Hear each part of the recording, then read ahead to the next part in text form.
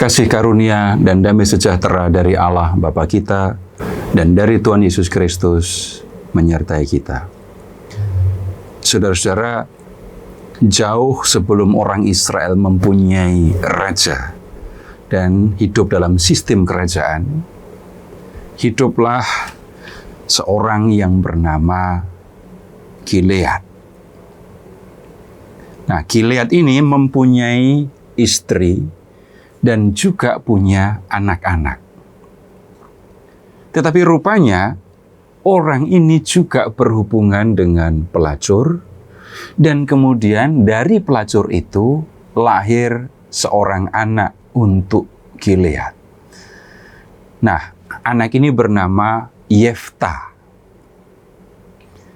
Tidak diketahui apa yang terjadi dengan pelacur itu, tetapi rupanya Gilead membesarkan Yefta bersama dengan anak-anaknya yang lain. Jadi Yefta hidup bersama dengan ayahnya, dengan ibu tirinya, dan dengan saudara-saudara satu ayah beda ibu.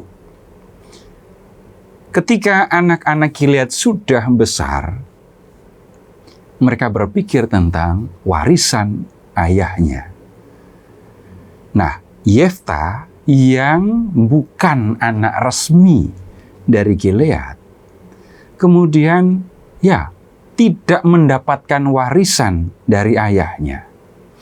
Yang kemudian terjadi, saudara-saudara Yefta itu berkata begini, "Engkau tidak akan mendapat warisan dalam keluarga ayah kami, sebab engkau anak dari perempuan lain." Nah, keputusan dari saudara-saudara Yefta ini didukung rupanya oleh para tua-tua Israel. Mereka juga setuju kalau Yefta harus meninggalkan rumah ayahnya. Kemana? Yefta tidak mempunyai tempat. Yang kemudian terjadi, dikatakan bahwa Yefta pergi ke suatu tempat yang bernama Tob, dan kemudian di situ Yefta menerima banyak orang yang disebut kalau di dalam teks orang yang luntang-lantung, dan mereka semua kemudian menjadi anak buah Yefta. Kemudian dari mana mereka mendapatkan penghidupan? Yefta dan anak buahnya melakukan perampokan-perampokan ke kota-kota, suku-suku di luar Israel. Nah, itu yang terjadi kepada Yefta setelah dia diusir dari rumah ayahnya. Nah, kemudian beberapa waktu berlalu, dan kemudian orang Israel harus menghadapi masalah.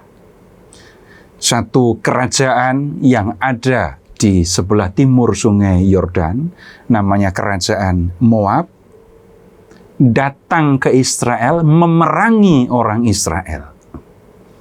Nah, kerajaan Moab ada raja, dan kalau ada raja itu berarti ada juga tentaranya, ada juga pasukannya. Orang Israel pada waktu itu tidak punya pemimpin, tidak punya prajurit. Mereka kewalahan menghadapi orang Amon.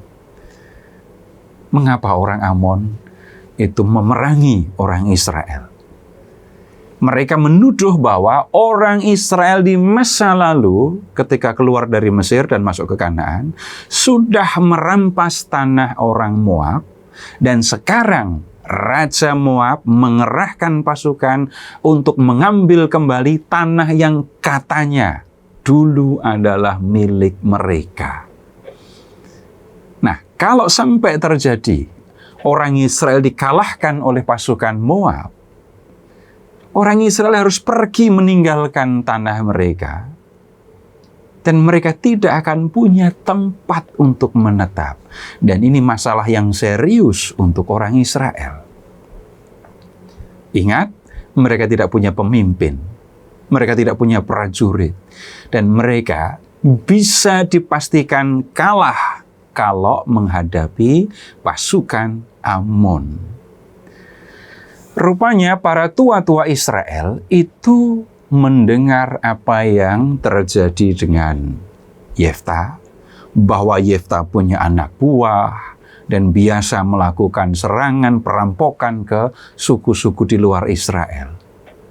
Mereka melihat bahwa Yefta punya kemampuan untuk memimpin orang Israel melawan pasukan Moab. Dan yang kemudian terjadi, para tua-tua Israel datang kepada Yefta.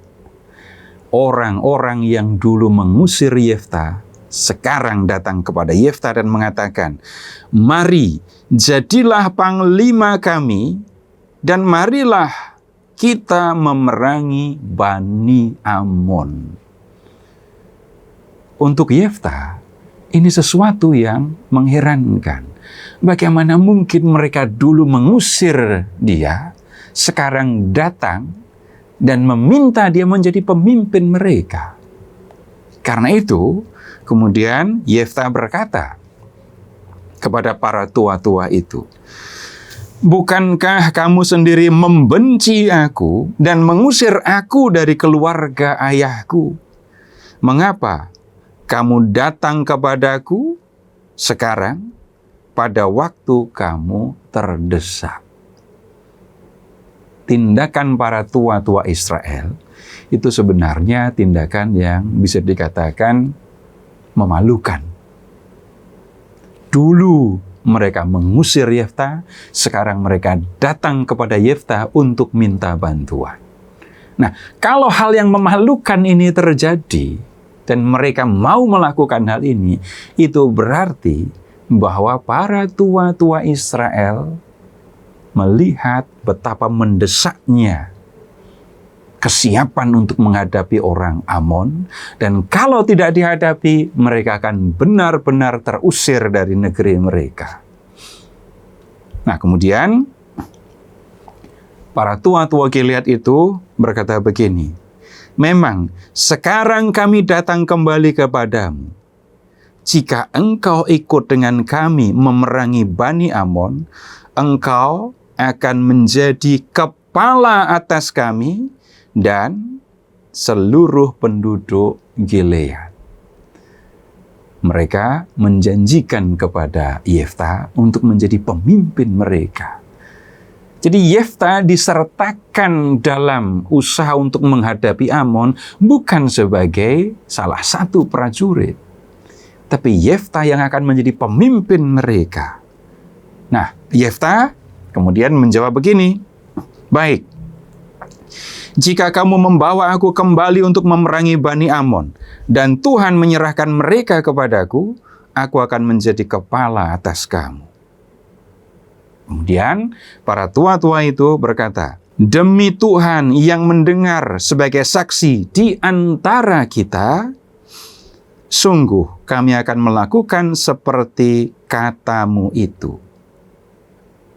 Yefta menyanggupi untuk memimpin orang Israel melawan orang Amon.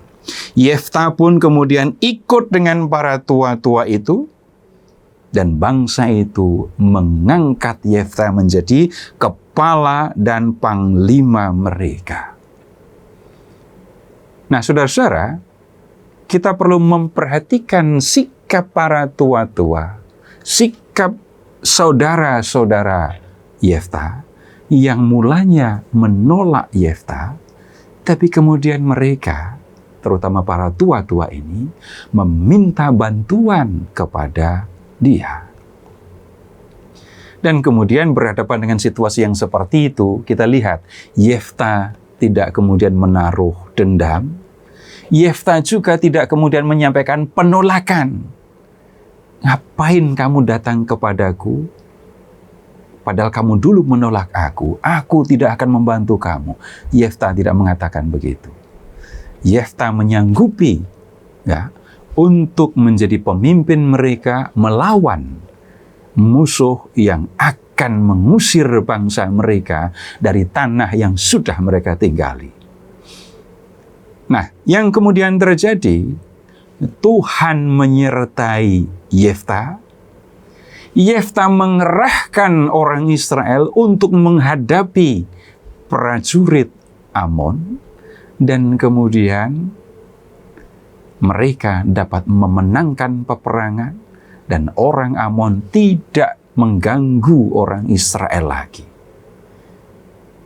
Kita lihat dalam kisah ini, seorang yang dulu ditolak, bukan karena dia jahat, bukan karena dia melakukan hal yang merugikan orang lain, tetapi semata-mata karena dia anak seorang pelacur, sekarang justru menjadi pemimpin mereka. Yang bukan hanya memimpin, tapi juga menjadi penyelamat mereka. Satu hal yang perlu kita pelajari di dalam kisah ini, Tuhan bisa menggunakan orang-orang yang dipandang rendah untuk melakukan hal-hal yang besar. Tuhan bisa melakukan hal-hal yang baik untuk orang banyak, bahkan untuk kita, tetapi Tuhan melakukannya dengan menggunakan orang-orang yang bisa jadi dipandang rendah, ditolak, dipandang tidak ada harganya.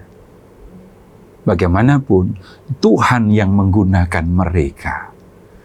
Kesadaran kita sebagai orang yang percaya kepada Allah bahwa Allah dapat menggunakan setiap orang, termasuk yang dipandang rendah ini, akan menolong kita, saudara-saudara, untuk bersikap baik terhadap semua orang dan tidak memandang rendah siapapun.